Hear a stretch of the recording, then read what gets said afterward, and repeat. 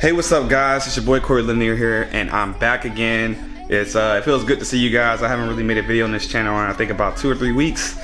My bad. But today I want to talk to you guys about why I chose the Lumix G7 as like one of my main cameras, especially for YouTube, and just go through some of the thoughts that I was having that led to me even finding the camera and then ultimately picking it, and why I'm still using it till this day.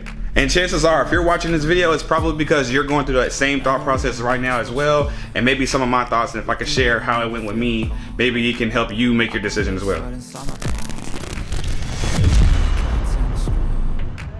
Okay guys, so first things first.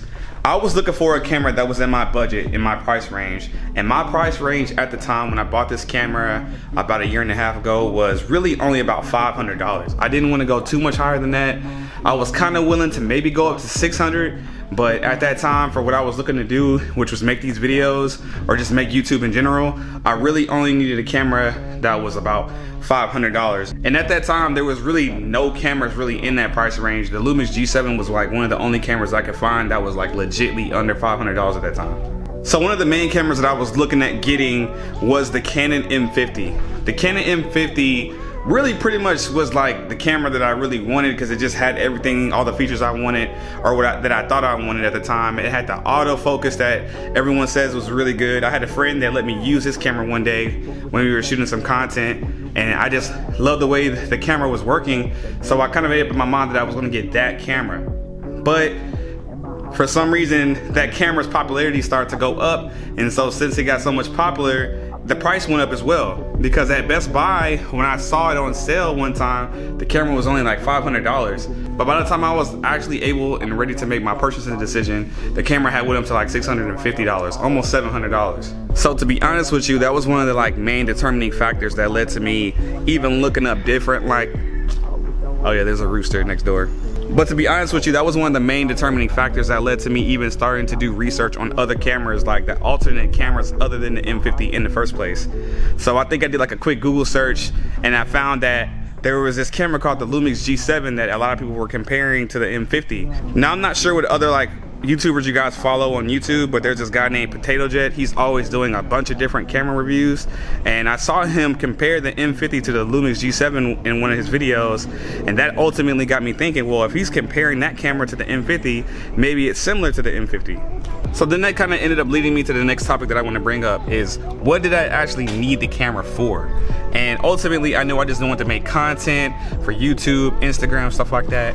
And I know I didn't really need like a cinema camera to do that. I already had the Blackmagic Pocket 4K camera. I was just thinking, all I need is a crop sensor camera, and with the knowledge that I have, I can make a crop sensor camera look just as good as a full frame camera.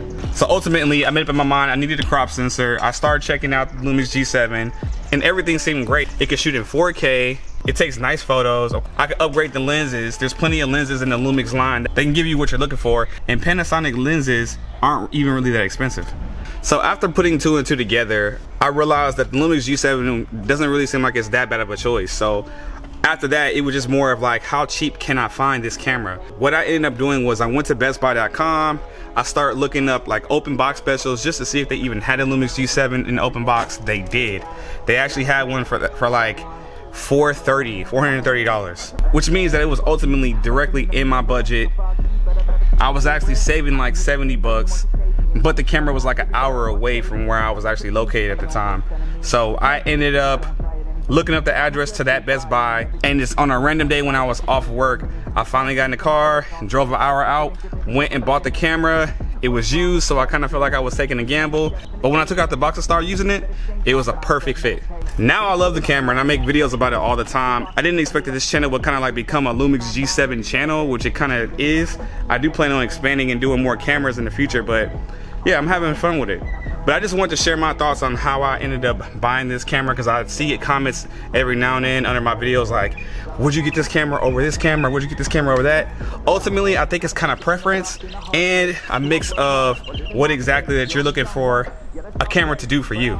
If you're in the market to get a camera because you want to start doing content, you know, get a camera because it's a camera you like. Don't necessarily just go off of my word. Don't just go off of another YouTuber's word. Do your research. Google everything you can, and maybe this video can kind of help you figure out what you want. So if you're leaning towards a camera that you've never heard of, maybe like an Olympus or something like that, they're very similar to a Lumix series brand. This freaking rooster, bro. I just want to make a video searching for this rooster one day. I don't know. I know you guys probably won't even watch it, but oh, and shout out to all these new subscribers I'm getting. Hopefully you guys are learning something from my videos. I think that's the reason why you guys are subscribing, so I'm gonna continue to give you guys more and more knowledge and feed you guys with some cool stuff about camera work. I also plan on making some travel videos, so be on the lookout for those. I'm going to Cancun next month. I say it pretty much in every video now. And also, if you have any suggestions for different types of videos you guys want me to make, let me know. I think I saw a comment on my last video for someone who wanted to learn more about flash photography on Lumix G7. So I think I'm gonna actually try to work on that next. So if you guys have any other ideas, let me know. But until then, I'll see you guys in the next video. Keep aiming for the top. And I'm gonna go ahead and put this camera down because it's getting heavy. All right, see you guys later.